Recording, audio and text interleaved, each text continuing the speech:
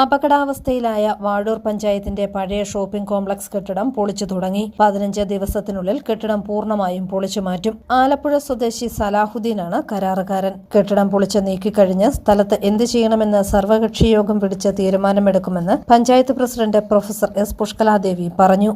ഈ കെട്ടിടം പൊളിച്ചു കഴിഞ്ഞാൽ 3 മീറ്റർ പുറകോട്ട് വിട്ട് മാത്രമേ നമുക്ക് കെട്ടിട നിർമ്മാണ ചട്ടം അനുസരിച്ച് പുതിയ കെട്ടിടം നിർമ്മിക്കാനായിട്ട് കഴിയുള്ളൂ. അപ്പോൾ ആ ഒരു സാഹചര്യത്തിൽ നമ്മൾ അതിനെപ്പറ്റി ഒന്നും തന്നെ ഇപ്പോൾ നമ്മൾ ചർച്ച ചെയ്യുന്നില്ല. ഇതെല്ലാം പൊളിച്ചു മാറ്റി മണ്ണ് വരെ മാറ്റി കഴിയുമ്പോൾ ഒരു സർവകക്ഷി യോഗം വിളിച്ചുകൊണ്ട് നമ്മൾ അതിനൊരു തീരുമാനമെടുക്കാം എന്നാണ് നമ്മുടെ കമ്മിറ്റിയിലാണെങ്കിലും തീരുമാനിച്ചു വച്ചിരിക്കുന്നത്.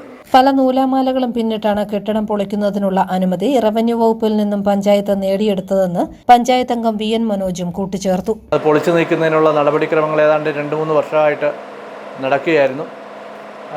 പല നൂലാമാലകളും പിന്നിട്ട് ഇന്ന് ഏതാണ്ട് അത് പൊളിക്കലിൻ്റെ വക്കിലെത്തുകയും ലേലം ചെയ്യുകയും തുടർന്ന് കഴിഞ്ഞ 2-3 ദിവസമായിട്ട് അതിൻ്റെ പൊളിക്കൽ നടപടികൾ നടന്നുകൊണ്ടിരിക്കുകയാണ്. ഏതാണ്ട് ഒരു 10-15 ദിവസം കൊണ്ട് പൂർത്തീകരിക്കും. വലിയൊരു അപകടമായിരുന്നു നിലനിന്നിരുന്നത്. അത് ഒഴിവായതിൽ ഏറെ സന്തോഷമുണ്ട്.